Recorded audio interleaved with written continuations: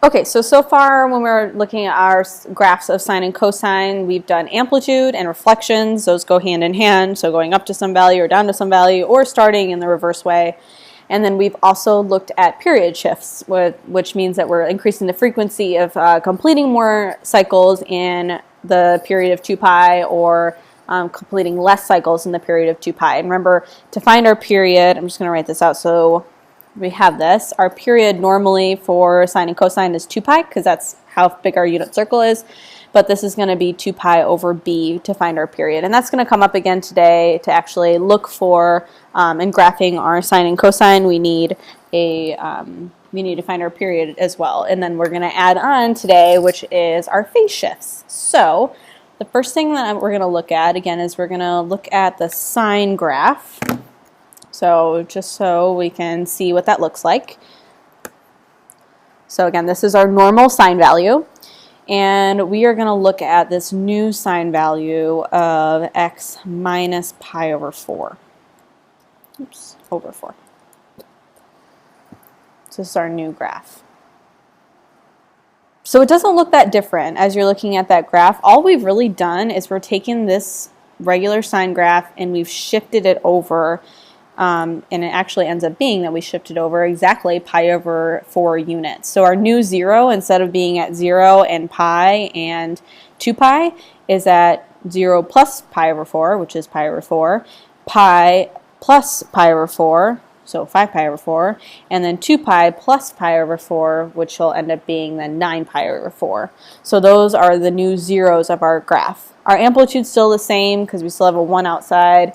Or out front, like we're not affecting that in any way. We are still completing in the same actual period because our b, there's no b value, nothing in front of the x. But the only thing again that we've done is we've shifted it over to the right that many units. So I'm going to change this now to a plus. So this shifted to the right pi over 4. Again, like the same period value that we're actually looking at. Oh, crap. But we shifted it to the right pi over 4 units. So that means that our ending value is not 2 pi anymore. It's 2 pi plus that pi over 4. If I change that to a plus, so the first one that's getting graphed right now is the sine of x. Let's look at that. We have our zeros at 0, pi, and 2 pi. And the next one getting graphed is the sine of x plus pi over 4. So instead, my 0 actually shifted to the left this many units. So here's our normal 0 at pi. Now it's pi over 4 less than that. Normal 0 at 2 pi. Now it's pi over 4 less than that. So this actually shifts it to the left pi over 4 units. So every time that you have a minus inside your parentheses, then we shift it to then the right that many units. And every time that we have a positive on the inside, we're going to shift it to the right. And like I said, what that does is it changes your starting x value and it changes your ending x value. So yesterday when we looked at it, it was always like 0 and 2 pi. So I said like it doesn't really matter that we're actually writing this, or not 0 and 2 pi, but 0 and then whatever your period is. And so I said like it doesn't really matter if you write this out, but now it actually does. It'll make things a lot easier if you actually do write out what your starting value is and then your ending value is. So we are going to start always at 0 and then figure out how our phase shift actually affects it. So that's either then we shift, I guess then, shift by, and I'm going to call this D units. Shift by our phase shift. And then our ending value, we have to take our starting point.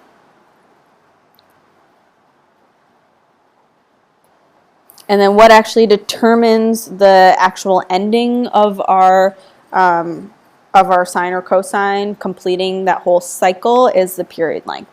So then we're going to add on the period. Rather than like figuring out our period and then subtracting or adding from there, we can just take our starting point and then add on the period length. So yeah, now we have a new standard form because we're introducing a new transformation. So If we have, like the only other important thing is that this B value sometimes is distributed through. We need it factored out because then you can actually see what your shift is. Sometimes it gets confused with what our period length actually looks like. So we need to factor that B out. That's the first step. And then every time we have a minus, then we're going to shift, I'll call this D again, D units right to the right. And if we have a plus, we're going to shift D units left. If you're like me and you get your left and rights confused, because that's what I do, I have to pay special attention to the positives and negatives. Rather than right and left, I just think about it as like adding or subtracting. And that like really goes along with like doing like the opposite here. So if I have a minus, then I'm going to add from my starting value. If I'm a plus, I'm going to subtract to come up with shifting left. Again, like I'm really bad at my right and left, so I just think about it as adding or subtracting from my starting value. Okay, so we have some new steps. Again, we're adding in some new things because we added a new transformation. So the first thing that we're going to do is put it into the standard form. So put it into a form that looks like this. We have our amplitude outside. We factor out EB, and then this like leftover bit, the x minus or x plus, this D value is going to be our phase shift. We're going to find our period length because that's going to help us figure out what our phase shift ending value is. We're going to look at our phase shift, finding our starting value, finding our ending value, which means that we're going to take our starting plus the period. And then we're going to do the same thing that we did yesterday, is finding the four critical values by using the average. So now it becomes a little bit harder to actually find the average of those things, but nevertheless we're going to do that. And then we're going to graph our amplitude. So off to the side, we're going to make a list of all the things that we have. So amplitude, period, starting x, ending x. So the amplitude of this thing is 2, and we're going to have a reflection. Our period, well, oh man, like here we go. We have this thing that's not factored out because we don't have a B. It doesn't look like this where we have a B on the outside of these parentheses. It's kind of distributed through. So I need to factor that out to make it look like that. So if I factor out a 3, what that does is divide everything by 3 inside my parentheses. So 3x divided by 3 is just going to be x. And then I divide the pi by 3. And you can always double check if I actually distributed this back through, I should get this 3x plus pi, and I do. So I'd have 3x and then 3 times pi over 3. The 3's would cancel, I'd be left with pi. So your phase shift is not pi in this unit. You're not moving to the left pi units. You're actually moving to the left pi over 3 units. So it's really important that you factor that out because it'll affect then your phase shift as you're going through. So your period in this case is 2 pi over b, which now this is your b value, so 2 pi over 3. Your starting x value goes along with your phase shift, so this one you're moving to the left pi over 3 units, so that means that I'm going to go start at negative pi over 3, because I'm starting at 0 and subtracting the pi over 3, so I'm going to the in the negative direction, pi over 3 units. And my ending x value, I'm going to take my starting x value, which is pi over 3, or negative pi over 3, and I'm going to add my period to it. So I add 2 pi over 3, which gives me positive pi over 3. Negative 1 pi plus 2 pi is positive 3. Okay. So now I can start my graph.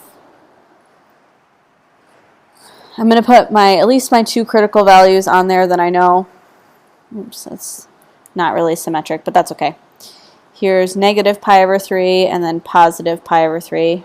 This actually should be closer to the same length because they're pi over 3 units in both directions, but oops, sorry. If I actually did average those, so negative pi over 3 plus pi over 3 to find my third critical value, that would be 0. 0 divided by 2 is 0. So I have one of my critical values is 0 in the center here. And then I got to find the average of both of those. So let's start with our positive side. 0 plus pi over 3 is pi over 3 divided by 2. So 1/3 divided by 2 is 1/6. So pi over 6. And then that'll be the same on this side. Negative pi over 3 plus 0 is negative pi over 3 divided by 2 is going to be negative pi over 6. So these are my 5 critical values that I'm looking for. So now I'm going to start my graph for sine.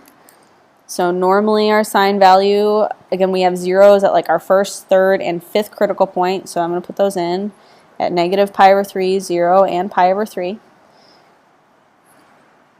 And then normal sine, we go up and then back down, but this is a reflection, so our first point that we plot is actually going to be in the negative direction at negative 2, and then the fourth critical value will be at positive 2, and then that's what we can connect in our smooth S. Okay, 2 more on the back. This one's dealing with cosine. Again, the first thing that I'll notice for this one as I'm looking through like the amplitude and B is I'll notice that this 2 is not factored out. So before I do anything for this one, I'm going to factor that out just so I don't forget about that later. So I'm going to take that 2, factor out the 2 from inside the parentheses. So I'm dividing everything by 2 in here, so I get x. And then if I take pi and divide it by 2, I'll get pi over 2. So that'll be actually my phase shift to the right pi over 2 units. Okay, so amplitude, period, starting x, and ending x. My amplitude is 3. That one's easy to tell. My period is 2 pi. This is over b. My b value is 2, so 2 pi divided by 2 is just pi. My starting x value, well, this shifts it to the right pi over 2 units, so I'm going to take 0 and add pi over 2 to it, so I get a starting x value of pi over 2, and my ending x value is my starting value plus my period length. So pi over 2 plus pi, if I make this a common denominator, so 2 over 2, and then add across, so I'd have 1 pi plus 2 pi, which is 3 pi over 2. In other words, 1/2 plus 1 is 3 over 2.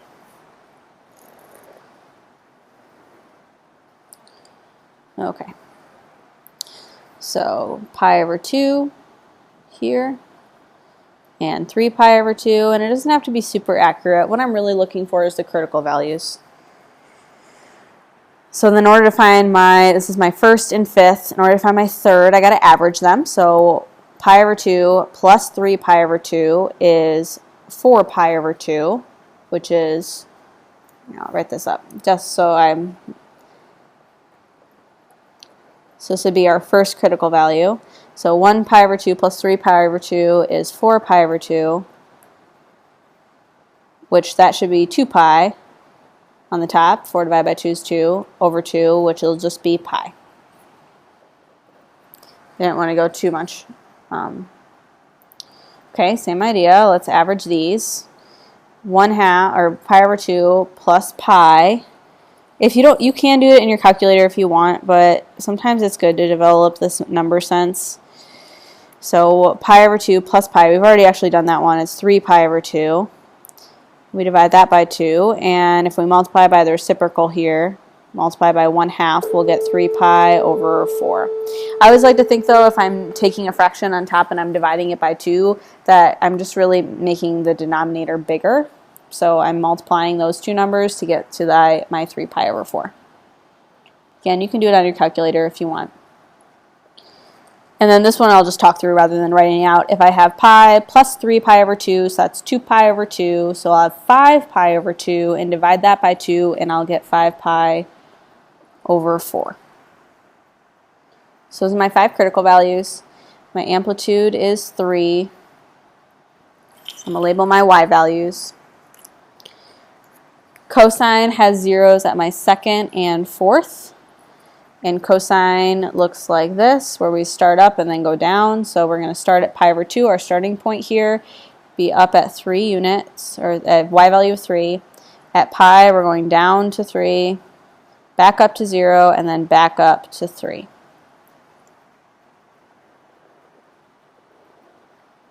So it looks like that.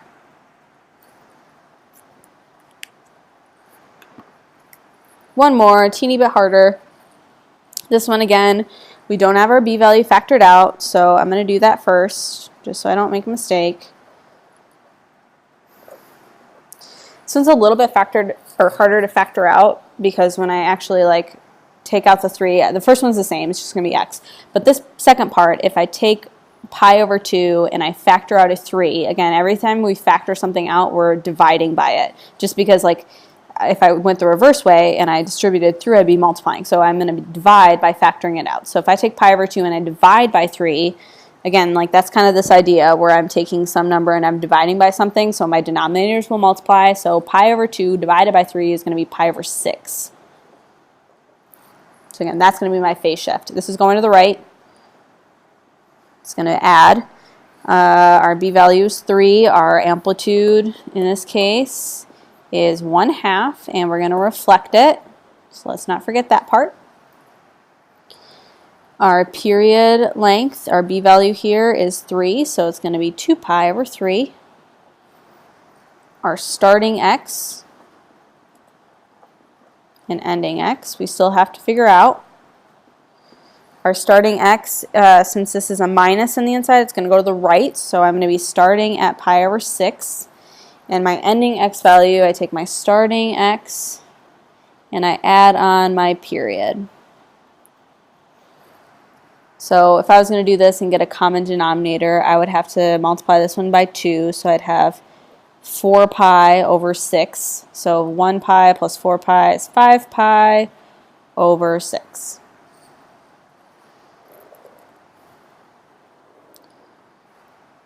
Okay, so here's pi over 6, here's 5 pi over 6, our first and last.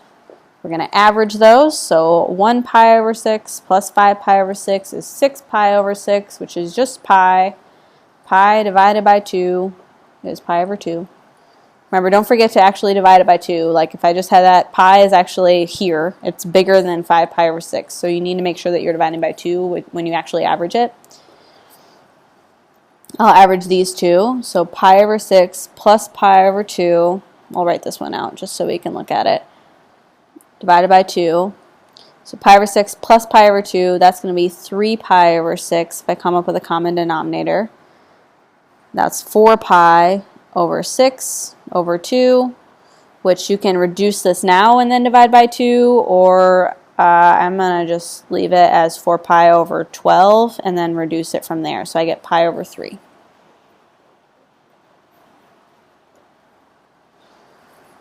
If you didn't have it necessarily reduced, that's okay, but in general we want to do those things.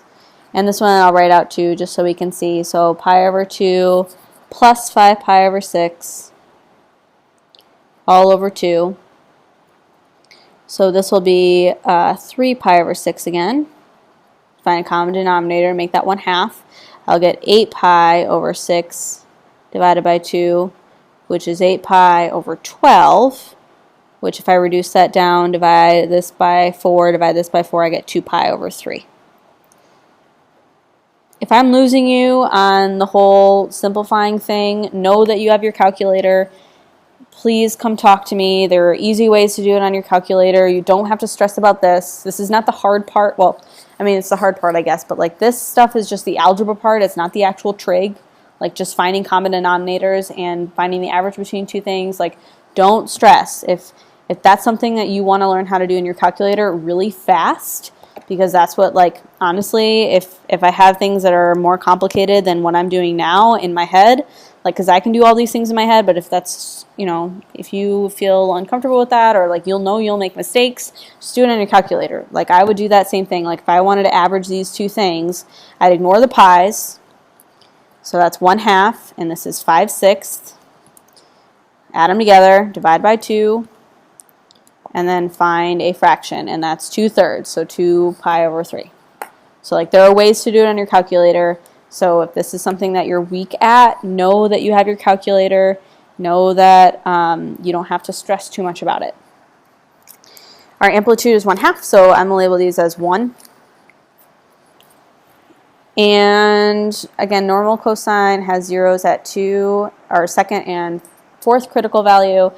Normal cosine goes down and then back up. This one's a reflection, so I'm going to start at 1/2, which is down here, underneath my pi over 6 here, go back up to 0, and then go up to 1/2 at pi over 2, back down to 0, and then down to 1/2 at my last critical value. So my cosine function looks like that.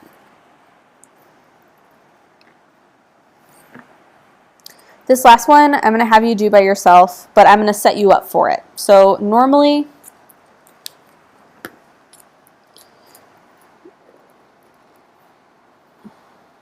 and I'm actually going to graph 2 periods of both of them just so you can see a little bit better. So this is going to be my sine x, and this is going to be my cosine x. So I'm going to graph 2 periods, which means I'm going to go all the way up to 4 pi. There's pi, 3 pi. This is my pi over 2, 3 pi over 2. Let's see, what would that be? 5 pi over 2 and 7 pi over 2. Normally my sine function has zeros on all of my k pi, so it's like that. And I go up, down, up. Oop, I missed that one a little bit. And then down. So, and looks like this. That's my sine function. I'm going to do the same thing for cosine. So I'm going to line this up at 2 pi, 3 pi, and 4 pi.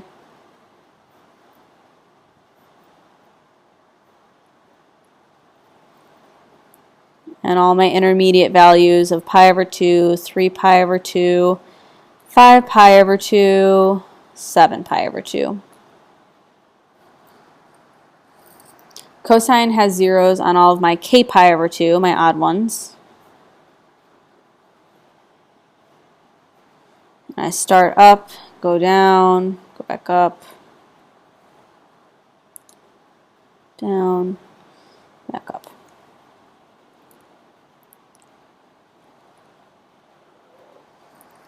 So there's our cosine. Now, these look really similar, right? Like, they have a very similar view where they're both periodic functions. They're both oscillating between 1 and -1. They both have very similar critical values, but we alternate whether we're having a 0 or we're going down to that value or up to that value. So the question is there a way that I can write a function where I can have some sort of phase shift and have that equal our cosine function? Or likewise, can I write a function where I can say that cosine of some phase shift equals our sine x? What can I put in here to actually make that true? And it might not be just a phase shift. Maybe it's a phase shift and a reflection. But there are ways to manipulate this function to make it overlap perfectly with cosine, or vice versa. I can take cosine and make it perfectly overlap with sine. And once you see that, as I'm like shifting this one way or shifting this one way or another to actually make it line up in these same ways, like try to make 2 pi actually be 1 over here and figure out like what that phase shift would actually be so that it lines up perfectly. Likewise here, try to make 2 pi actually 0 and see how you can kind of affect that. Or you can start with 0 that way and make 0, 1 and 1, 0 in those cases to figure out what you would actually add or subtract inside my parentheses to actually make that now like a phase shift to make them overlap. Obviously, we're not going to change the period because both these are having the same period of 2 pi and they both have the same amplitude, so we're not going to affect that. The only thing that we're going to change is a phase shift. So I want you to take a few minutes and try to figure out if you can come up with that, and then use Desmos to graph it and see if you're right. So like Desmos is an awesome online graphing calculator. You can just type in your function for sine and you can type in your function for cosine and see if it actually overlaps on the same graph. We're actually going to be using Desmos later on as we look at our, we're going to like kind of do this a little bit more where we make our functions. So it's important that like you can kind of manipulate that a little bit. So this is a good opportunity to explore Desmos. So please have this done too when you come in tomorrow. To figure out, and it should only take you a couple minutes. Like just try to play with it for 3 minutes and see if you can come with that and graph it on Desmos and see if that also works.